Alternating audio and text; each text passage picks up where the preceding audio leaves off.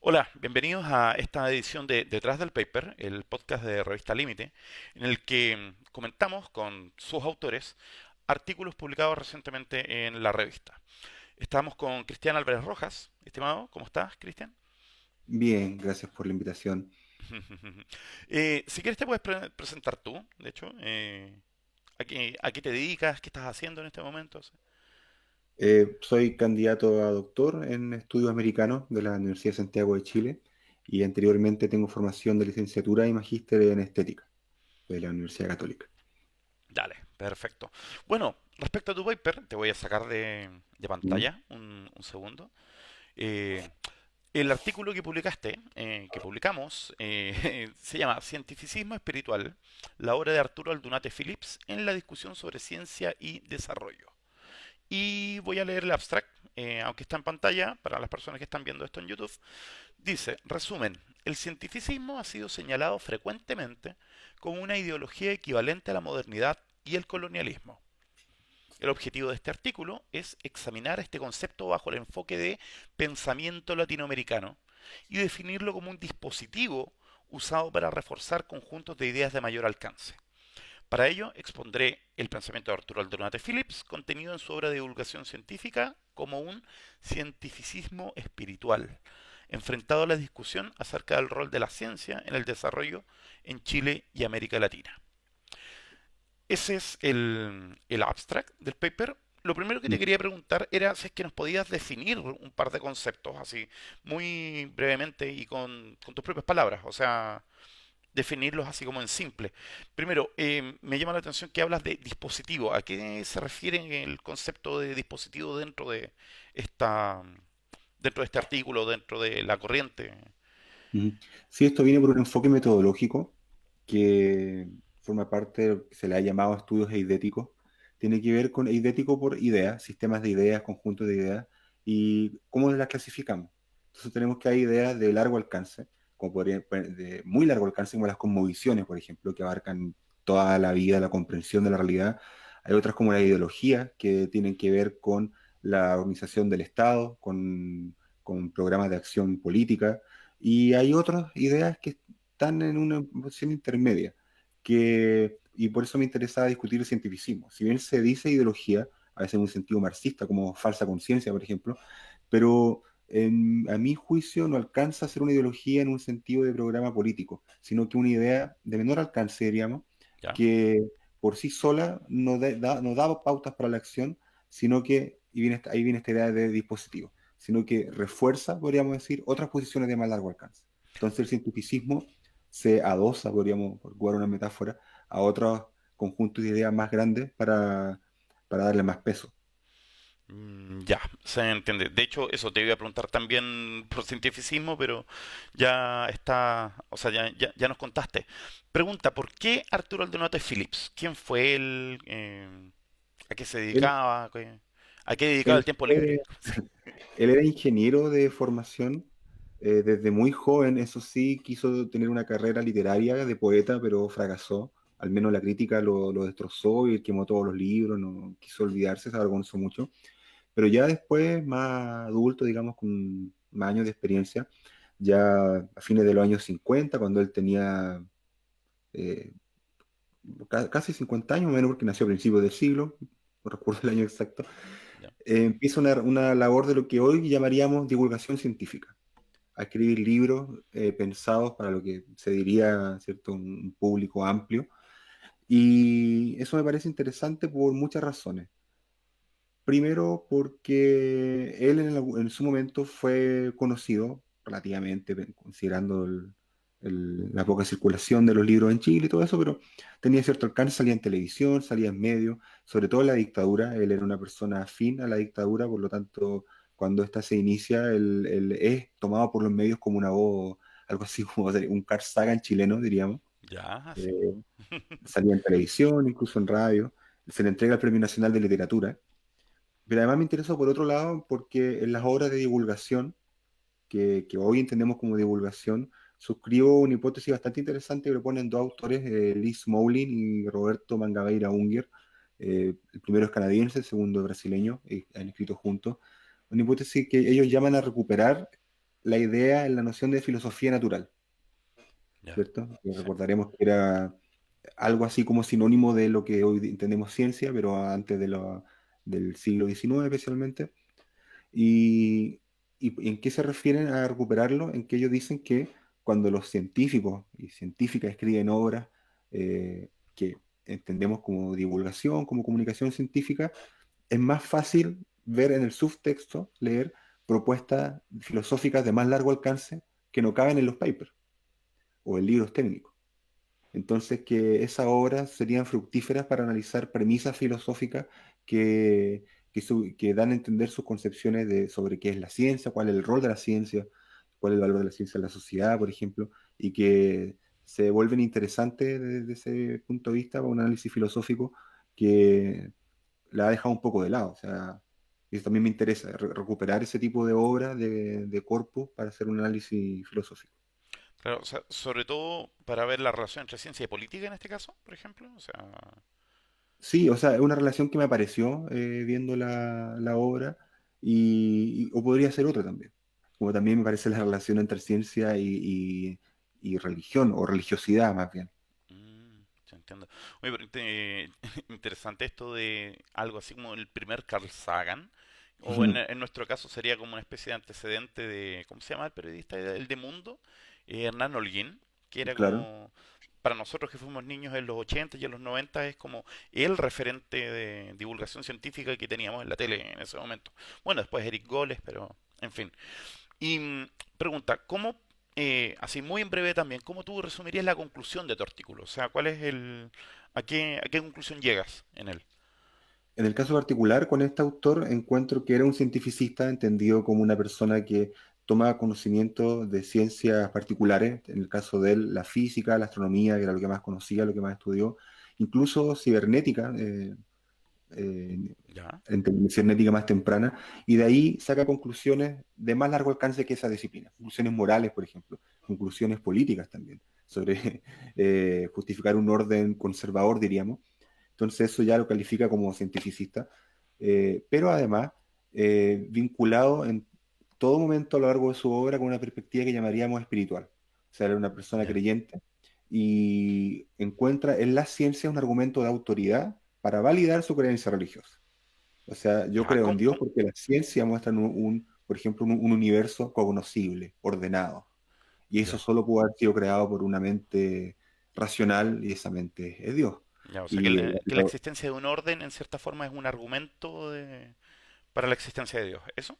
claro, y eso, y él muy seguidor de la obra de Pierre Teilhard de Chardin, ¿cierto? Este sacerdote jesuita que tenía esta hipótesis, este modelo, podríamos llamar teleológico evolucionista, en Sí, donde tratando de conciliar la teología cristiana con la teoría de la evolución, plantea de que el destino de la humanidad, su destino de reencontrarse con Dios se hace conociendo el universo.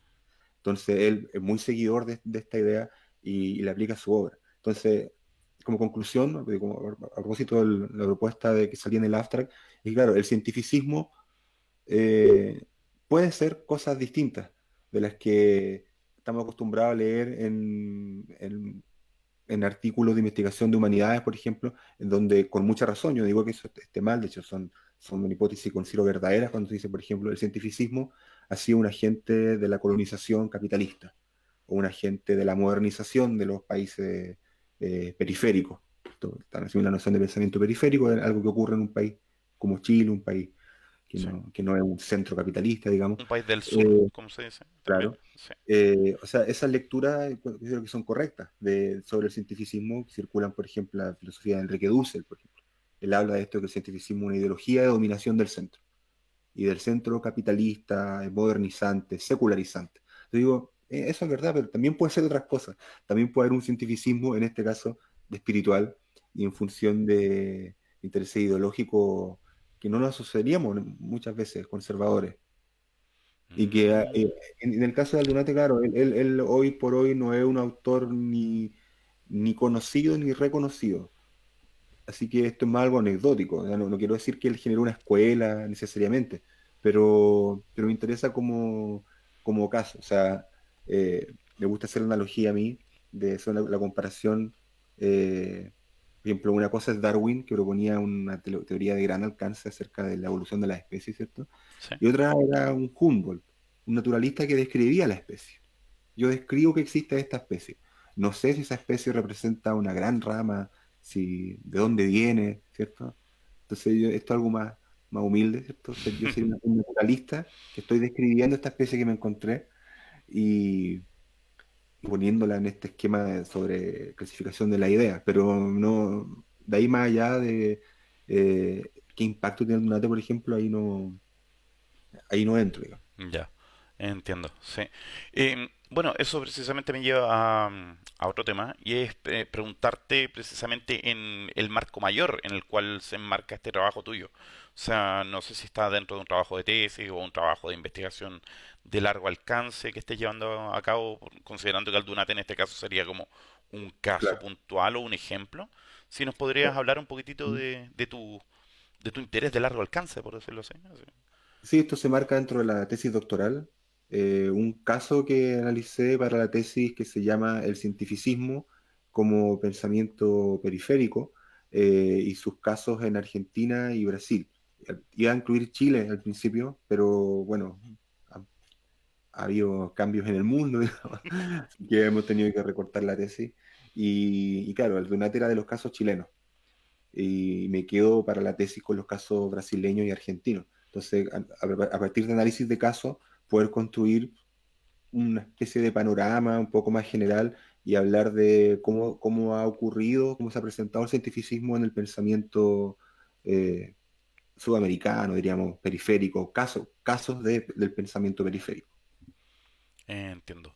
Pregunta, Para, sí, sí, no, no, dime, perdón, mi dime, pregunta, dale. también para, a propósito de esto, que el cientificismo como una idea del centro de la modernidad, que también, claro, tiene su origen ahí, pero ¿qué pasa en las periferias? O sea, hemos sido simples replicadores del cientificismo, nuestras, ya sea élites o intelectualidades, se han replicado a repetir, o ha habido también una especie de reelaboración original situada del cientificismo, eso también me interesa, y la hipótesis va a que sí, a que hay elaboraciones propia del cientificismo, así como la hay en África, como la hay en China, y eso se ha estudiado también, que hay cientificismo situados en otros lugares. Perfecto. ¿Alguna anécdota, algo curioso que respecto a la elaboración del artículo? O sea, viendo así como también como la intrahistoria, porque uno cuando uno lee un paper, uno obviamente ve las conclusiones, el abstract, etcétera, pero uno no ve cuál es el trabajo que estuvo detrás. ¿Hay alguna cosa así como curiosa o simpática, no sé, o respecto al artículo mismo, así, o respecto al trabajo que has estado realizando en este último tiempo, sí? No se me ocurre mucho en realidad. Ya. Un trabajo bastante fome en el sentido de que es leer, tomar apuntes y escribir, digamos, Ya. consultar archivos de pronto, pero en el archivo uno hace eso también, leer, tomar apuntes, escribir. Sí, puede ser que mi tutor de tesis, Eso, te iba a que preguntar por el...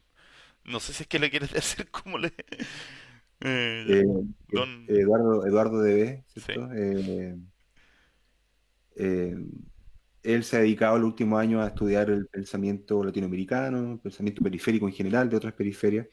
Y claro, él conversamos harto y me decía, siempre he encontrado hasta el día de hoy que no vale la pena dedicarle tiempo y espacio a alguien como el Dunate, o a alguien muy menor, de muy poco nivel intelectual comparado con otros autores que están en mi misma tesis, como por ejemplo, no sé, Mario Bunge, Elio Guaribe de Brasil, que claro, son grandes nombres, José Leite López, ¿cierto? Grandes intelectuales, grandes científicos. Y claro, te aparece un ingeniero, divulgador, que le dieron un premio nacional por intereses políticos, y en parte es cierto, o sea, tienen razón en que no hay una comparación. Pero en ese sentido, mi contraargumento es que esto, tomando una analogía, pero ni tan analogía, con la metodología cualitativa. O sea, esto no sería una muestra representativa de datos y Claro. de casos. Sería más bien como un focus group en ¿Ya? donde yo intencionalmente represento voces que son desiguales, pero por lo mismo lo que me interesa no es eh, otorgarle un valor de representatividad, sino constatar que existen. Claro, o sea, de que en este Aún caso una cuando sea muy anomalía poco, quizás. claro, aún cuando sea muy poco representativa y de mala calidad, incluso, o sea, eso queda a criterio y claro, y por supuesto su obra intelectual, diríamos, no, está muy por debajo de otros autores en Chile mismo, o sea, también para el caso chileno yo tenía presupuestado analizar la obra de Alejandro Lipschutz, por ejemplo, o de Osvaldo Zunkel, el economista, y también, o sea, dentro de Chile también queda es un pensador muy menor. Pero me interesaba por eso, porque demuestra un cientificismo muy particular que tal vez no se ha expresado tanto a nivel académico, a nivel de producción filosófica, en ciencias sociales, pero existe en la realidad, digamos, en el mundo. Perfecto, sí. Y, por último, para cerrar, ¿alguna recomendación de cómo entrar a este tema? No sé, algún autor, algún libro quizás. Eh, Sobre cientificismo, hay un libro que salió hace un par de años atrás, 2018, coeditado por Massimo Pigliucci. Hay otro, el otro editor se me olvidó el nombre, pero por Pigliucci se encuentra, es una pregunta, Science Unlimited, La Ciencia ciencia sin Ilimitada, límites, ciencia ilimitada, sí. claro. Y la bajada, el título no me acuerdo, pero era algo así, ahí menciona el cientificismo. Una colección de artículos donde hay uno de Pigliucci también, y bastante bueno, donde plantea los temas bajo una perspectiva que me parece muy interesante. Sigue también la posición de Susan Hack, aparece también, tiene que ver con la posición de Mario Bunge, que él es se autoproclamaba como cientificista, pero también tratando de ponerle un sentido crítico, o sea, eh, haciéndose preguntas como la siguiente. ¿Existe algo así como una fe desmedida en la ciencia? ¿Se puede tener una confianza exagerada en la ciencia? Porque hay gente que diría, no, nunca se puede confiar exageradamente en la ciencia. Toda confianza en la ciencia siempre es justificada, Está bien, sí. porque la ciencia nos da respuesta. Y, y hay que hacerla avanzar empujándola a áreas desconocidas, a áreas nuevas.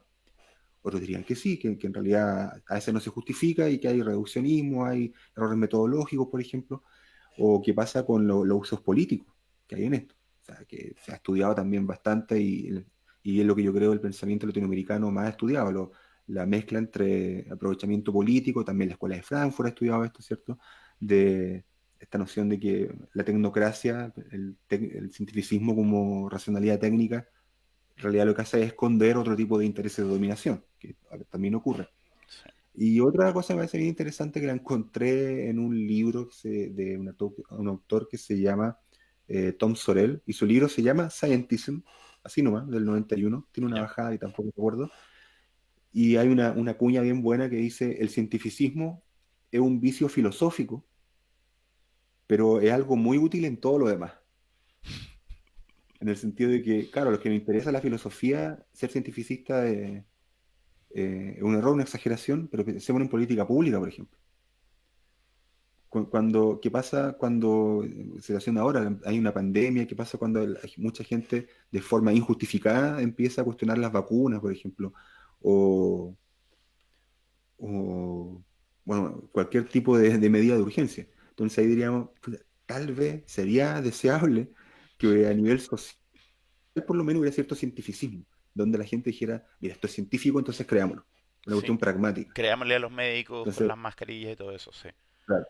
Entonces, toda esa discusión me parece bien interesante porque se cruza con asuntos sociales, políticos, que exceden lo epistemológico, que Claro. también es Sí. interesante y también se juega acá, pero vemos que se solapan muchas veces. Bien.